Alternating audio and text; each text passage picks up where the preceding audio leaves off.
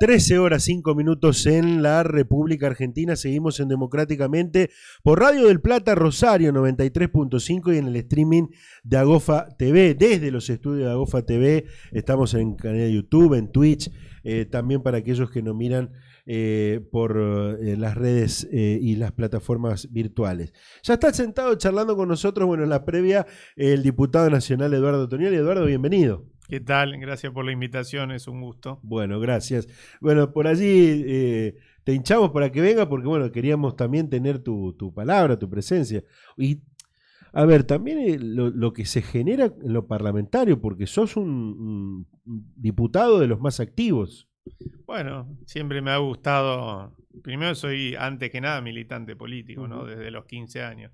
Y eso también a uno le da una impronta determinada, que es que en el ámbito donde me toque estar, sea un ámbito de representación institucional o no, bueno, la militancia va a la cabeza, ¿no?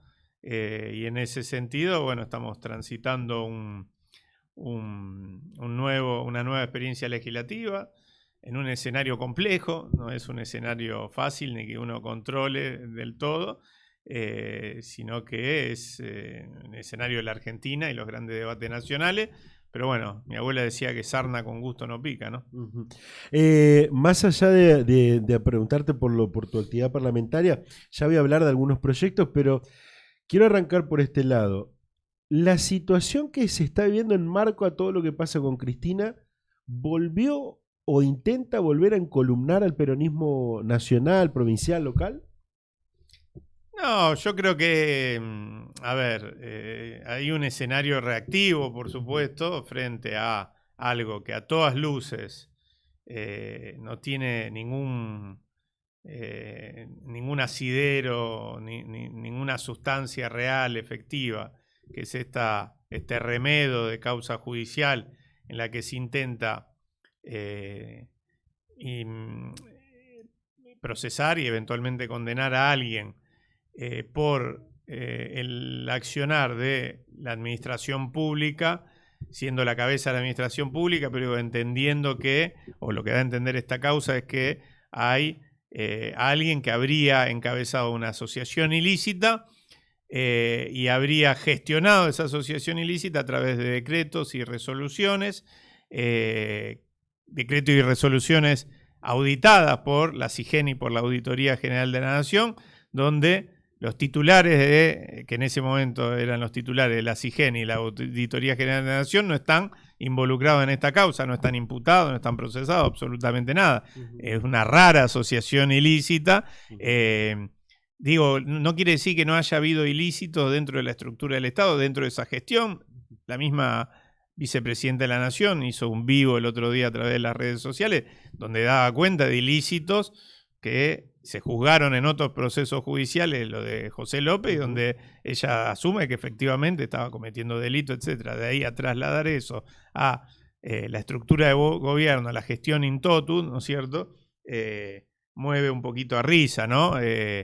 La misma figura de asociación ilícita como herramienta y como bandera de persecución judicial es una herramienta muy débil, ¿no? Todos sabemos que al final del camino esto termina en nada. Cuando digo al final del camino puede haber condena, pero no condena firme, entiendo yo. Pero en el medio el camino es muy largo. Y es un camino muy largo donde está el escarnio, está ponerle en la picota, al peronismo también, ¿no? En su totalidad, porque es un intento por manchar también al conjunto del peronismo. En ese marco, indudablemente esto genera una reacción. No sé si esa reacción significa ordenamiento ni mucho menos. Significa eso, salir a reaccionar, ¿no? Yo de todas maneras charlando por allí con algunos mensajes durante el fin de semana con 2 o 3 dirigentes del peronismo, decía, prácticamente coincidían sin querer en esta cuestión de que era como el peronismo estaba con la cabeza agachada diciendo, ya vamos a perder por todo lo que se está viviendo en lo del gobierno, ¿no? Sí, en lo que respecta al gobierno. Tanto el gobierno nacional como provincial. Entonces decían, pero y esto es como que le da vitamina. Como que dicen, bueno, nos tenemos que mantener movilizados. Ya algunos Por ejemplo, también me comentaban lo de la departamental Rosario, este encuentro donde ya algunos plantean, bueno, tenemos que estar movilizados y tenemos que tratar al menos de encauzar la unidad en la diversidad, esa famosa unidad en la diversidad. ¿Crees lo mismo? Sí, yo creo, a ver, yo siempre me gusta ser de abogado del diablo, ¿no? Ni cuando aparecen las cosas en la bruma y donde de alguna manera lo que prevalece son las miradas negativas, me gusta ver también el vaso medio lleno, ¿no? Y en un escenario inmediato anterior, decir, bueno, a ver, la Argentina ha pasado por primero una recesión brutal durante el gobierno de Macri, producto de las políticas que llevó adelante. Después asume el gobierno de Alberto Fernández, vino una pandemia durísima. Y aún así, la Argentina ha salido con un montón de sectores productivos, produciendo, valga la redundancia. La Argentina creció el año pasado 10 puntos. La Argentina genera trabajo. Bueno, sí, tenemos un problema central, que es el de la inflación, que se come el ingreso de los argentinos y la Argentina, sobre todo los que no tienen paritarias. Pero digo, me gustaba señalar todo lo positivo que se había hecho. En este escenario donde parece haber una reacción saludable por parte de gran parte del peronismo, y esto parece ordenar de alguna manera el peronismo, también hay que señalar que esos problemas a los que hacía referencia antes, la inflación, por ejemplo, son los que de alguna manera van a validar o no la adhesión de la población a este proyecto político y no tanto el microclima de la política. Ahora bien, que es importante tener el espíritu alto, estar movilizado, de eso no hay dudas, y quizás esto ha coadyuvado a esa situación, ¿no? Digo, para equilibrar un poquito las cargas. Porque también impactó del otro lado. A ver, yo digo, impactó positivamente en esta reacción de movilización para el peronismo, pero del otro lado también impactó y quizás negativamente. Es como que se equilibraron. Sí, me parece que desnudó los altos niveles de contradicción que también hay en la oposición. Se habla mucho de las contradicciones dentro del Frente de Todos. Se habla poco de las contradicciones dentro de Cambiemos. Yo, por participar de un ámbito colegiado, legislativo, lo veo cotidianamente, ¿no es cierto? Veo cotidianamente los déficits también de una oposición, donde hay muchos caciques, pocos indios, donde hay 11 subbloques dentro de un gran interbloque y donde muchas veces colisionan intereses, miradas, etcétera. Y en esto me parece que lo mismo, ¿no? Entre los famosos halcones y palomas, sobre quienes creen que hay que ir a fondo con este tipo de maniobras ligadas a lo judicial y con quienes tienen una mirada más moderada, etcétera. Evidentemente esto también ha aflorado, ¿no? ¿No es mucho que surjan nuevamente palabras como proscripción, persecución y todo eso? Mira, yo creo que es mucho lo que sucede con las características de esta causa, lo que lo hace escandaloso. Entonces las reacciones están al mismo nivel, ¿no? Repito, tampoco creo que esta tenga que ser nuestra única agenda o la agenda de todos los días, porque estaríamos errándole al vizcachazo, ¿no? En ese sentido, creo que hay una causa maniada y una situación de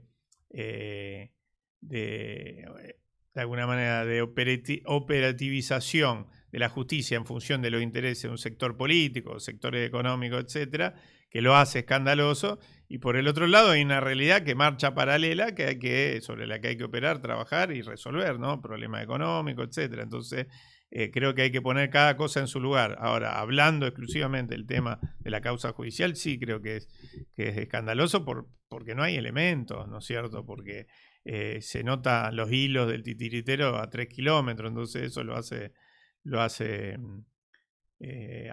que, bueno, aparezcan las adjetivaciones, ¿no?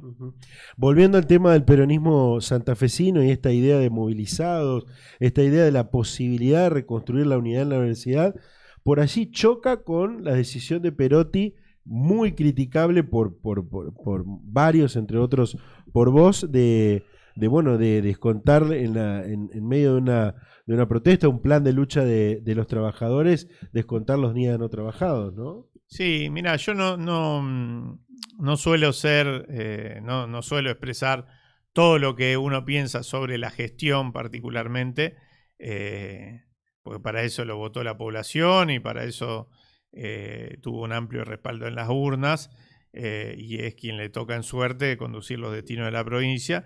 No suelo exteriorizar todas mis miradas cuando son matices, etcétera, en torno a la gestión, ¿no?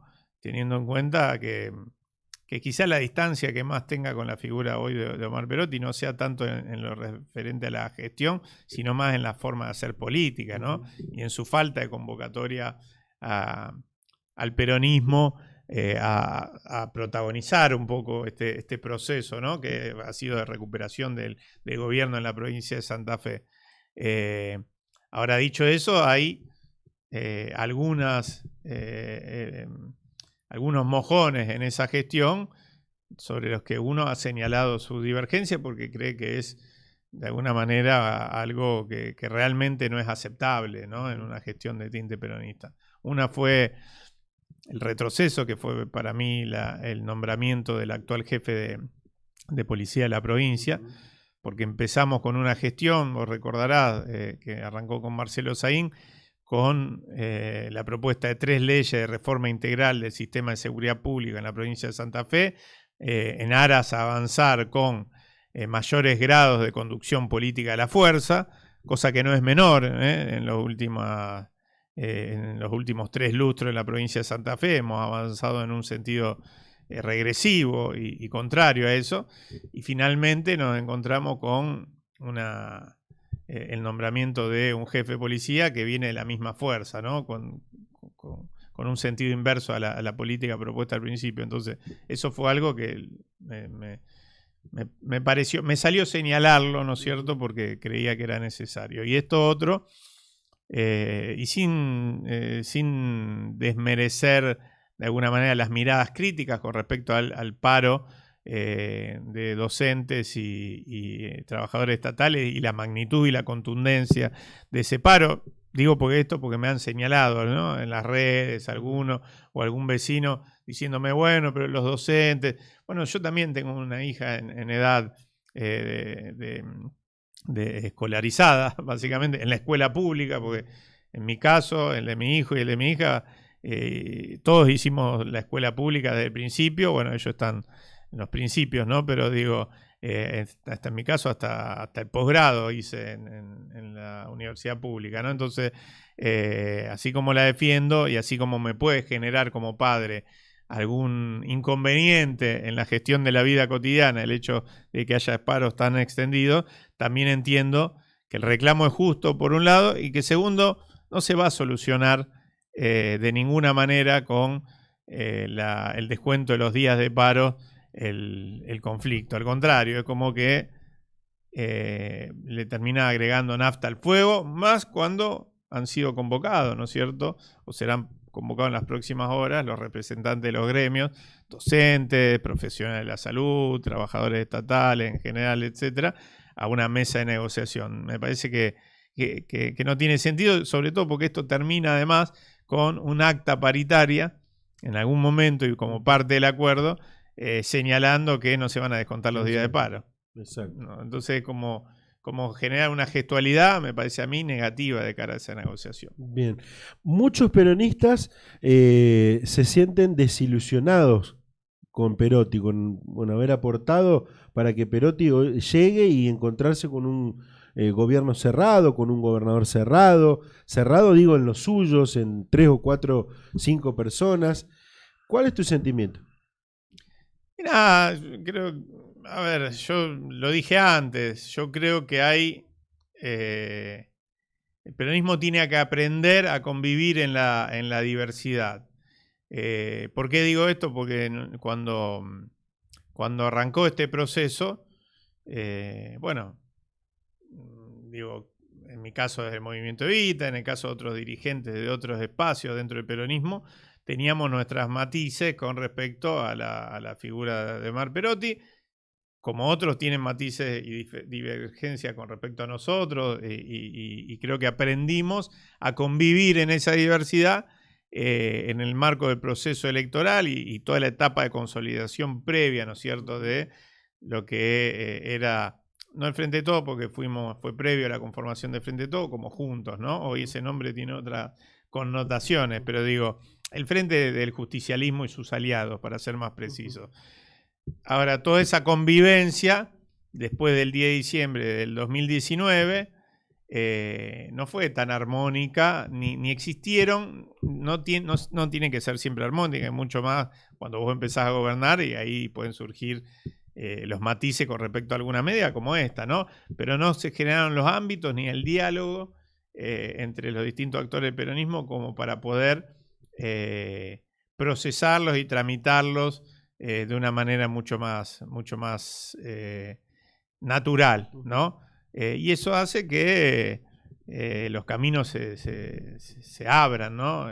Y que lo que empieza junto termine con algún grado de distancia, ¿no? Se esperaba que Perotti sea un gobernador convocante de todas las fuerzas del justicialismo, algo que no ocurrió, digo. Mirá, en el peronismo tiene mucho peso la cuestión de, por supuesto, como en cualquier fuerza política, los resultados electorales y sobre todo cuando hay alguien que gana las elecciones y pasa a conducir los destinos del Estado, ¿no? Y no pasó. Te diría que con todos los líos, entre comillas, que puede haber a nivel nacional, el peronismo es un peronismo vivo, con muchas discusiones, ¿no? Aún en estos meses pasados y cito a Agustín Rossi, con esas internas a cielo abierto que no nos hicieron nada bien, mal que mal, se desgranaba algún tipo de discusión política, ideológica, sobre rumbo, etcétera, quizás mal tramitada, pero había una discusión. La provincia de Santa Fe no está habiendo discusión dentro del peronismo, ¿no? Es como que se ha achatado, ¿no? Y hay que recuperarla y generar los mecanismos para tramitar esas discusiones, ¿no? Y que terminen siendo positivas, digo, para el conjunto. El partido es una herramienta que en ese sentido siempre ha estado disponible para eso, y Ricardo Olivera, como cabeza del partido, siempre ha tenido una actitud muy proactiva y muy de respetar al conjunto y de tratar de llevarlos a todos, ¿no? Lamentablemente en algún momento algunos espacios como que le corrieron el cuerpo a esta idea, ¿no? Pero nosotros seguimos apostando a eso. Bien, sabés que cuando viene, bueno, algún diputado, en este caso lo tuyo, con varios proyectos trabajando, tratamos de conocer la actualidad de cada uno de esos proyectos. Bueno, primero trabajás muy cerca por ejemplo, de la UOM, que bueno, es un sindicato también muy activo. Es más, han presentado, y me gustaría conocer un poco más, este proyecto de subsidio para trabajadores accidentados, algo así. Sí, es así. Accidentados o que cursan una enfermedad. Estamos hablando de trabajadores de la actividad privada, no solo los metalúrgicos. A ellos le toca de cerca porque es una actividad que tiene sus accidentes laborales, sus convalecencias en el caso de muchos trabajadores, etcétera, pero cualquier trabajadora de la actividad privada, es decir, empleado registrado, por supuesto, de la actividad privada, cuando cursa alguna dolencia, tiene algún accidente laboral, tiene algún tipo de enfermedad sostenida en el tiempo, tiene en función de el tiempo que haga, que está en esa empresa, entre 3 y 12 meses de licencia con goce de sueldo, ¿no? Terminada esa licencia con goce de sueldo, si sigue la convalecencia, si sigue cursando esa enfermedad, tiene la empresa la obligación de mantenerle el puesto de trabajo hasta un año, pero sin abonar el sueldo, ¿no es cierto? Es como se llama reserva de puesto, ¿no? Una etapa de reserva de puesto. Ahí se abre una situación donde este beneficio para el trabajador, que es que a vos te mantengan el puesto, también genera cierto vacío sobre la cuestión de los ingresos porque sigue siendo empleado, pero no puede recibir ninguna ayuda del Estado. Claro. O sea, precisamente porque sigue siendo empleado, no es desocupado, por lo tanto no puede tener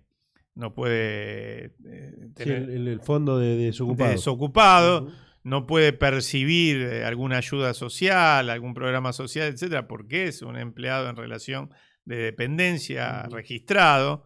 Entonces se genera este vacío de un año. En realidad no es un vacío, no puede cobrar absolutamente nada. Si no tiene alguien dentro de la familia que tenga algún ingreso, se hace muy difícil, y lo que termina sucediendo en muchos casos que empiezan a realizar trabajos en la informalidad, sabiendo que producto de su dolencia, que está acreditada, por supuesto, estamos hablando de un proceso que involucra, ¿no es cierto?, fiscalizaciones, auditoría médica, etcétera, ¿no? Y sin embargo, por ahí trabaja en la informalidad para llevar un mango, ¿no? Y eso hace que a veces se resientan en la misma enfermedad. Bueno, lo que estamos proponiendo es un ingreso durante ese año, sostenido por el ANSES, de un salario mínimo para estos trabajadores. Por supuesto que es muy difícil mensurar a qué cantidad alcanzaría, porque tiene que ver con algo fortuito, ¿no es cierto?, que son las enfermedades, etcétera. Pero nosotros entendemos que podría ser una herramienta para saldar esta anomalía, ¿no? El empresariado no va a estar muy de acuerdo. No, en este caso los recursos serían del ANSES. Del ANSES, sí, pero por ejemplo, la primera parte la cubriría una RT, supongamos. No, claro, eso está cubierto, eso ya existe, eso existe. El tema es que tener un empleado registrado sin trabajar... Pero eso también ya existe. Eso lo puede cubrir, digamos, en la reserva del puesto ya existe. Ah, bien. Pero no, en realidad al empresario no le va ni le viene, porque en realidad tiene que reservárselo, pero sin pago de suelo. Ah, bien. O sea, eso también ya existe. Lo nuevo sería que ese periodo, claro, sería cubierto por la ANSES, ¿no es cierto?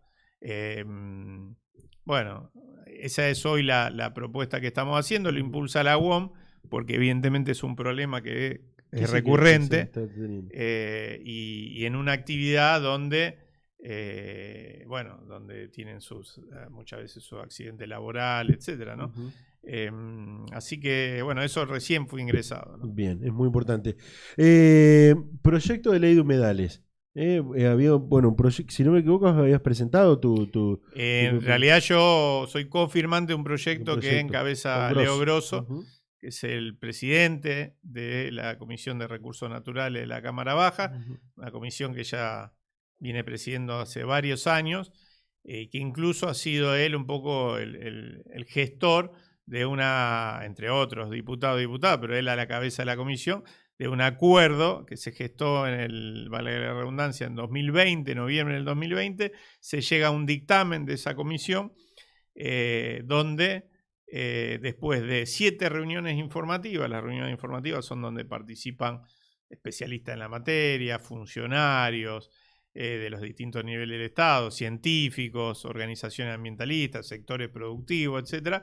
Se llega, y después de 17 reuniones de asesores, ¿no?, donde se afina la redacción de ese proyecto, a un dictamen con amplio consenso, tuvo la firma de todos los bloques, solo quedaron afuera 2 diputados del bloque de Juntos por el Cambio, pero el resto de sus compañeros sí firmaron el dictamen, y finalmente eso pasa a la Comisión de Agricultura. La Comisión de Agricultura, naufraga, en realidad no es tratado, y pierde estado parlamentario, o vuelve a perder estado parlamentario, como todos los proyectos que desde hace 10 años se vienen presentando. La novedad es que se había llegado a un acuerdo bastante firme y con muchas organizaciones de la comunidad atrás. No es un proyecto prohibicionista de ninguna actividad que se realiza sobre los humedales, es un proyecto regulacionista, ¿no?, que ordena un poco prohibiciones ya existentes, pero además establece estándares mínimos de cuidado del ambiente sobre los humedales. Para nosotros es importante que esta iniciativa pueda avanzar, al menos que se empiece a discutir, ¿no? Hay algunas trabas, tienen que ver con intereses muy fuertes, yo siempre lo digo. Quizás acá no se nota tanto porque, producto de las quemas y de lo que viene sucediendo hace ya varios años, parece haber cierto acuerdo en la dirigencia política sobre la necesidad de aprobarlo. Ahora bien, es un acuerdo que cuando empezás a rasquetear un poco, no sé si está en acuerdo, ¿no? Porque no se puede pedir a la mañana, en vista de las quemas, etcétera, ley de humedales ya, y a la tarde o a la noche sacar un comunicado pidiendo retenciones cero a la soja. ¿Y por qué digo esto? ¿Qué tiene que ver una cosa con la otra? Claro. Tiene mucho que ver. Porque las quemas que estamos viviendo hace 3 lustros, que es más o menos cuando empezó el crecimiento, ¿no es cierto?, de estas quemas indiscriminadas, quemas ilegales, va en paralelo y al calor de la pampeanización de nuestras islas. Los especialistas dicen que la pampeanización es el resultado de que hay actividades que antes se realizaban en tierra firme, que producto del crecimiento de la frontera agropecuaria, sobre todo el monocultivo de la soja, empiezan a trasladarse a otros lugares, entre ellos a las islas. Y las retenciones no son una herramienta fiscal nada más, o una herramienta para intentar equilibrar los precios externos y los internos, ¿no? y defender la mesa de los argentinos. También tienen un objetivo, tenían cuando se pusieron, que es el de evitar precisamente esto de crecimiento de la frontera de un solo cultivo, ¿no? Que es tan rendidor por sus precios internacionales, pero que en caso de que no haya renovación de los ciclos de los productos, etcétera, bueno, terminan desgastando la tierra, terminan generando un problema también ambiental, ¿no? Exacto. Entonces, en ese marco, creo que hay que tomar conciencia de que lo que propone la ley de humedales es la discusión también, entre otras cosas, sobre el modelo de desarrollo agrario que atraviesan nuestras provincias, ¿no? Ahora hay una ley que fue a 5 comisiones, ¿puede ser? ¿Una ley de humedales? Bueno, es esta la que hacemos referencia, sí. Que volvió a ingresar y fue... Volvimos a ingresar, en este caso con más firmas. Aquel dictamen al que se había llegado a un acuerdo en la Comisión de Recursos Naturales, y con ese dictamen en la mano, bueno, lo que hicimos fue presentar nuevamente el proyecto y fue, no sé si a 5 comisiones, hay 3 que tienen seguro, que es Recursos Naturales, la de Agricultura y por supuesto la de Presupuesto, por donde pasa todo lo que representa alguna erogación presupuestaria. Posiblemente, como vos digas, no lo tengo acá en la cabeza, después lo tendré que revisar, pero sí, son proyectos de ley, así como son ambiciosos por el alcance, también requieren del tratamiento de varias comisiones, ¿no? El tema es empezar a rodar, empezar a darle discusión, y después se puede pedir las reuniones conjuntas de esas comisiones, ¿no? Seguro. Estamos hablando con el diputado nacional Eduardo Tonioli.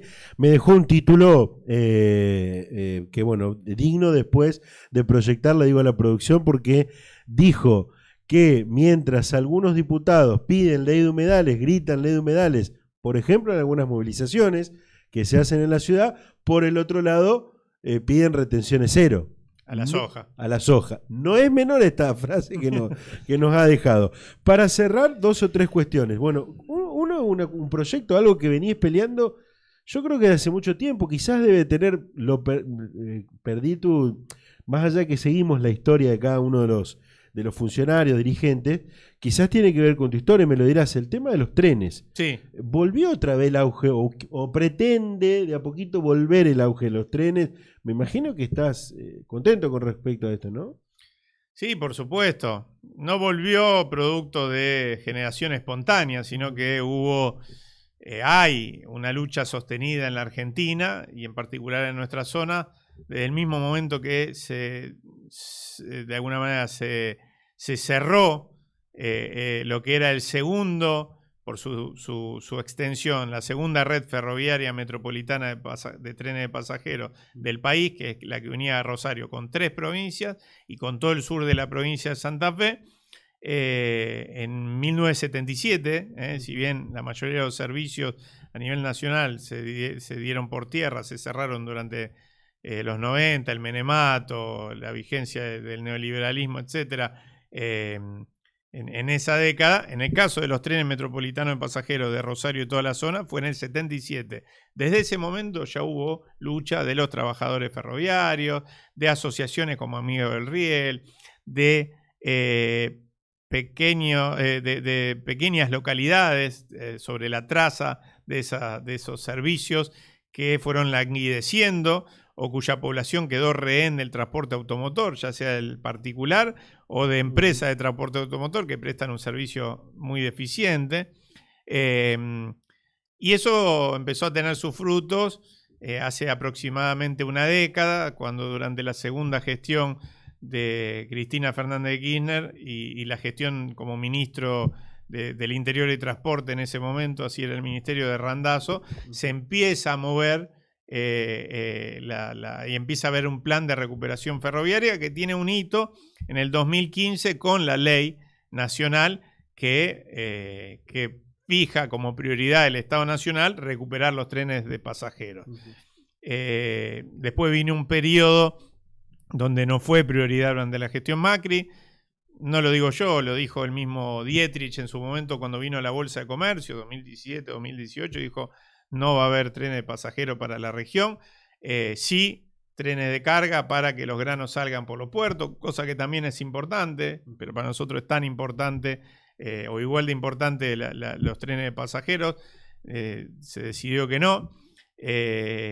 Orfila, que en ese momento era el titular de uno de estos sellos que hay de trenes de pasajero capital humano, una de las referencias de la política ferroviaria del macrismo, de Trenes Argentinos, anunció también que no había recursos para eso, y esta gestión ha tenido un reverdecer en el planteo de la recuperación de los trenes de pasajeros. Tal es así que en muchos lugares del país, en provincia de Buenos Aires también hay recuperación de servicios, etcétera. Hace muy poquito se recuperó, también tiene que ver con nuestra provincia, Resistencia a los Amores en el norte, recuperando la conexión interprovincial, y bueno, Rosario Cañada de Gómez, y de acá a un tiempo Santa Fe Laguna Paiva. Para nosotros son todas grandes noticias, y en ese sentido lo que estamos por presentar mañana, que es el Día de los Ferrocarriles Argentinos, es un proyecto de ley